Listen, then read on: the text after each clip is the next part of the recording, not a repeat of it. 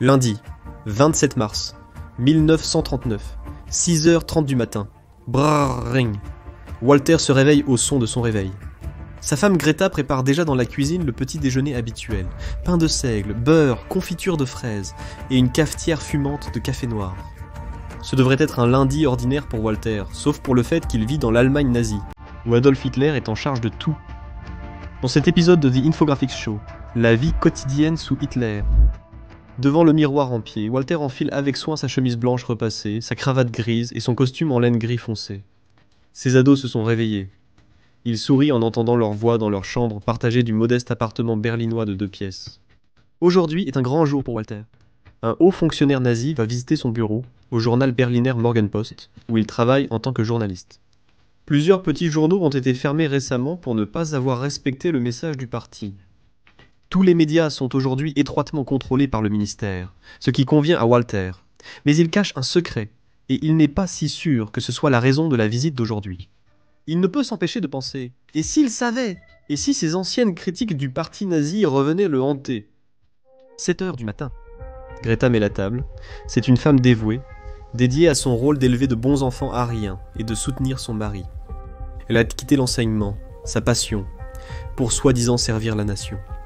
Parfois, elle se demande si cela en valait la peine. Le sacrifice de Greta avait pour but d'intégrer les chômeurs dans le monde professionnel. En 1939, le taux de chômage est d'environ 2% grâce au programme de travaux publics, à la conscription, à la production d'armements et à l'exclusion des juifs et des femmes comme Greta du travail. Malgré les progrès, elle s'interroge sur le coût de l'amélioration de la vie. Elle n'a jamais beaucoup aimé Hitler lorsqu'il est arrivé au pouvoir dans les années 20, mais la vie de sa famille est beaucoup mieux maintenant.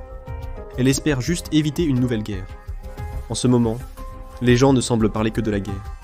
Surtout après l'invasion totale de la Tchécoslovaquie par Hitler, que Greta sait qu'il a dû faire pour la sécurité allemande. Emma, 14 ans et 16 ans, portent le même uniforme quotidiennement. Emma porte une blouse blanche, une jupe bleu foncé et un foulard noir, tandis que Hans est en uniforme de la jeunesse hitlérienne. Cet après-midi, Emma fera des activités avec la Ligue des jeunes filles allemandes.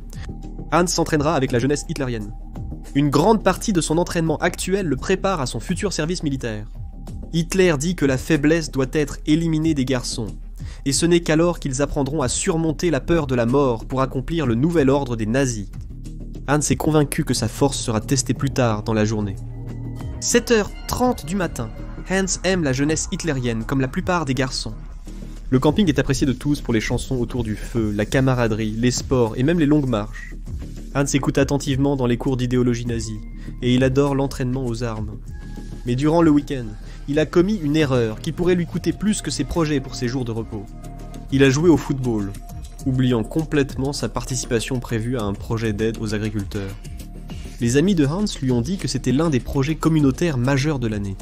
Le leader était furieux que certains enfants soient absents. Cela montrait un manque de respect envers les paysans, héros de l'Allemagne nazie. La terre et les valeurs rurales sont ancrées dans le sang allemand, et Hans jouait au football. Il redoute la punition et l'humiliation qu'il sait à venir. 7h45 du matin. Alors qu'Emma finit de déjeuner, elle pense à la fille au bout de la rue. Ses parents sont tentés de l'éloigner de la Ligue. Non seulement, il pourrait recevoir une amende de 150 Reichsmark, voire une éventuelle incarcération en vertu du 2e décret d'exécution sur la loi concernant la jeunesse hitlérienne. Mais Emma sait que si vous faites quelque chose de mal, vos proches peuvent également avoir des ennuis. La raison est qu'ils auraient dû signaler eux-mêmes la faute. Les enfants devraient dénoncer leurs propres parents, et l'ont fait par le passé. Emma essaie de terminer ses devoirs, un aperçu de la différence entre un juif et un allemand ethnique. Elle va faire une présentation à l'école aujourd'hui. Elle sait ce qu'on attend d'elle.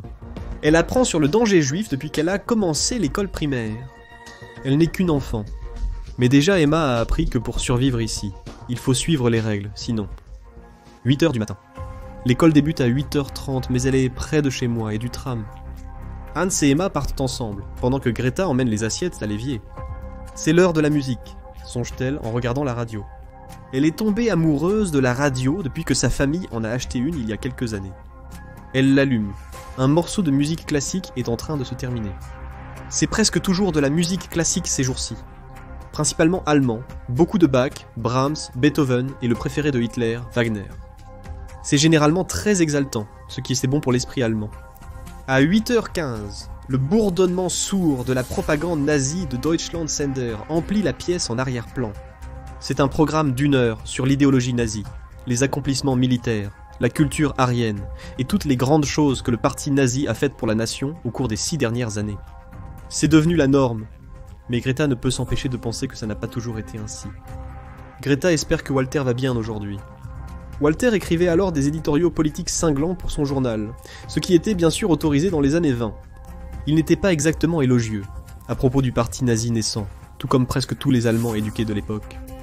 Il ne l'a pas avoué, mais Greta sait qu'il est inquiet à propos de la visite. Selon le décret du président du Reich pour la protection du peuple et de l'État, les Allemands peuvent être arrêtés pour des critiques même mineures de l'idéologie nazie. Walter ne peut pas effacer le passé, et aujourd'hui, il pourrait bien devoir en répondre. 9h45. Comme toujours, l'école a commencé ce matin par l'assemblée. Le directeur a lu une liste des réalisations du parti nazi, qui a été suivie par un officiel nazi qui a parlé aux enfants des rôles de genre. Hans, nerveux, se demandait si l'officiel évoquerait son absence du devoir du week-end. La peur de l'humiliation publique le ronge. L'officiel a parlé de ce qu'il a dit être la vraie masculinité, mentionnant les jeunes hommes qui ont quitté l'école de Hans et ont rejoint l'armée et la Schutzstaffel, la SS. Selon lui, la SS compte désormais près de 300 000 membres. Hans a considéré rejoindre, mais il devra prouver sa loyauté envers l'idéologie nazie, ce qui le préoccupe aussi à l'idée de manquer l'agriculture le week-end. L'assemblée se termine par des serments de loyauté envers le Führer et le salut nazi. Heil Hitler, crie tout le monde, et c'est l'heure de la classe. 10h du matin. Comme dans la plupart des écoles, Hans a 5 cours de sport d'1 heure par semaine, et encore plus d'exercices physiques dans la jeunesse hitlérienne. La couverture du journal d'exercice de Hans mentionne que les bons hommes aryens sont minces, forts et en forme. Ils se tiennent droit, la poitrine bombée. Ils sont fiers. L'un de ses sujets préférés est la physique, où le travail est souvent lié au développement d'armes militaires. Hans veut un jour développer des fusées pour les nazis. C'est tout pour le bien de la nation, pour créer la prospérité et le bonheur. Il espère simplement que sa punition du jour ne sera pas trop sévère. 11h du matin. Le professeur de littérature d'Emma s'est été renvoyé. Les enfants ignoraient qu'il utilisait des livres non approuvés par les nazis. Emma a entendu dire qu'il n'était même pas dans la Ligue des enseignants nationaux socialistes, comme 97% des enseignants allemands. L'ancien enseignant n'était pas juif, mais le nouveau a informé la classe qu'il était désormais interdit d'enseigner comme les juifs, les communistes et autres indésirables selon la loi sur le service civil professionnel restauré. Ce nouveau venu a dit qu'il venait tout juste de terminer un cours obligatoire d'1 mois pour les enseignants nazis, qui était un excellent endroit pour vraiment comprendre comment les idées du régime devraient être la base de tout apprentissage. Sinon, dit l'enseignant, l'État allemand s'effondrerait comme un château de cartes. Il dit à la classe que dans les universités, les juifs représentaient 12% de tous les professeurs et 25% des lauréats allemands du prix Nobel. Mais c'était dangereux, a-t-il dit. Ils influençaient les jeunes esprits avec une mauvaise science qui, laissée à elle-même, affaiblirait le tissu moral de la société. Midi. Walter mange comme toujours son déjeuner dans le parc. Assis sur un banc, il observe les joggeurs. Il aime ce que les nazis ont fait ici dans le cadre de leur plan pour transformer Berlin en la grande capitale d'un nouvel empire mondial. Il observe la scène autour de lui. Tout est tellement mieux maintenant. Le cauchemar du début des années 30 hante encore son esprit. Après le krach boursier de 1929 que Hitler a attribué aux Juifs, le sentiment de trahison de l'Allemagne après la guerre s'est intensifié. La blessure s'est rouverte et n'a jamais guéri entièrement. La douleur et l'humiliation sont revenues. Comme la plupart des Allemands, Walter se sentait accablé. 1h de l'après-midi, la prochaine classe de Hans et les mathématiques. La question d'aujourd'hui. En Allemagne, les Juifs sont considérés comme une race étrangère. En 1933, le Reich allemand avait une population totale de 66 60 000, dont 499 682 étaient des Juifs pratiquants. Quel pourcentage de la population cela représente-t-il ? Hans n'a pas obtenu 0,76% parce qu'il est mauvais en mathématiques. Cependant, Hans sait comment impressionner un enseignant. Quand l'enseignant demande ce que cela signifie, il répond. Le message implicite est qu'un très petit nombre de juifs peut causer des dégâts démesurés. Bien joué, Hans, dit l'enseignant. 2h de l'après-midi. Greta se prépare à sortir. Aujourd'hui, elle rejoint d'autres femmes au foyer, qui, comme elle, appartiennent à l'Organisation des femmes socialistes nationales. La réunion d'aujourd'hui concerne la promotion de la santé parmi les citoyens, une des principales initiatives publiques nazies. La semaine dernière, ils ont eu un cours sur les méfaits du tabac. Greta est contre le tabagisme et soutient les campagnes anti-tabac du parti.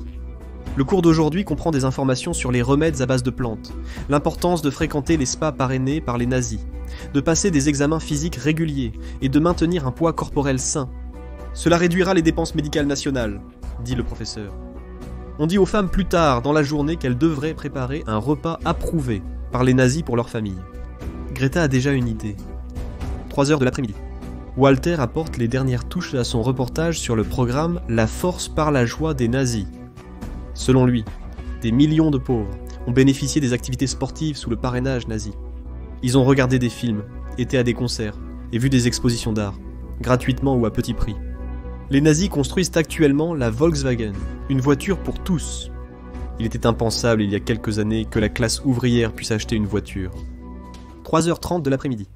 Hans se tient au milieu d'un groupe de garçons, tenant un fusil devant lui. Les autres garçons lui crient dessus et se moquent de lui. C'est sa punition pour avoir manqué son devoir communautaire. Pire encore, Hans ne participera pas à l'excursion de camping de ce week-end. Il a reçu 10 points de démérite, ce qui compliquera son parcours dans la jeunesse hitlérienne. Le chef de peloton de la jeunesse avertit Hans que sa transgression, remontée jusqu'au chef de district, affectera aussi ses parents. C'est le pire! Le travail de son père au journal sera sûrement passé au crible. 4 heures de l'après-midi. L'après-midi d'Emma s'est bien mieux déroulée que celle de ses frères. Elle a passé la dernière heure avec la Ligue des jeunes filles allemandes, à s'entraîner au premier secours et à simuler des raids aériens. Les filles sont ravies. On leur a annoncé qu'elles représenteraient l'école la semaine prochaine, lors d'une marche synchronisée pour l'inauguration d'un nouvel hôpital. Les nazis disent qu'il aura le département de pédiatrie le plus avancé du monde entier. 4h30 de l'après-midi. Le sourire de Walter illumine tout son visage. Il y a quelques minutes, l'officier nazi s'est adressé à tout le département éditorial. À la fin de son discours, sur l'importance de construire le moral des citoyens, avec un contenu positif et tourné vers l'avenir, il a demandé à tous les présents, qui avaient écrit l'article sur les récentes initiatives de plantation d'arbres, le programme Forêt éternelle qui relève de la loi sur la protection de la nature du Reich. C'était Walter qui l'avait écrit. L'officiel informe Walter et le groupe qu'ils seront reconnus dans tous les médias allemands. Le mois prochain, il rencontrera le grand Joseph Goebbels et recevra le prix Goebbels au ministère du Reich pour l'éducation publique et la propagande. Il recevra une prime et une chronique hebdomadaire pour promouvoir les nouvelles initiatives vertes nazies. Il a hâte de le dire à Greta et aux enfants. Hans va peut-être enfin se réjouir. 5 heures de l'après-midi. Greta prépare le dîner. Ce sera un ragoût, basé sur des concepts que les nazis ont créés pour promouvoir l'économie d'argent et l'importance de la communauté des gens. Après l'arrivée au pouvoir des nazis, c'était le repas distribué par le Fonds de secours d'hiver aux plus démunis. Alors que Greta remue le pot, son esprit s'égare. Y aura-t-il des rationnements si la guerre éclate? La famille va-t-elle survivre au futur changement? Hitler dit que l'aide sociale affaiblit la société. C'est pour les gens faibles. Bien que les nazis aient le programme de bien-être socialiste national du peuple, il n'est destiné qu'aux Aryens, et il n'est certainement pas disponible pour les alcooliques, les vagabonds, les homosexuels, les prostituées, les paresseux, les asociaux, les criminels habituels ou les malades héréditaires. Le ragoût de Greta sera composé de porc, légumes, pommes de terre et légumineuses. L'ingrédient secret qu'elle a appris à son groupe de femmes, la bière noire. Elle espère qu'une guerre n'éclatera pas, sinon il y aura des rationnements. 17h30. Lors de ses promenades après le travail, Walter est toujours étonné par l'absence de sans-abri. Il sait que beaucoup de gens ont été rassemblés, étiquetés comme asociaux, et envoyés dans les camps de travail où ils portent des triangles noirs sur leurs uniformes. Sous les ordres de Hitler, les Allemands ont commencé à envoyer des Juifs dans des camps de détention.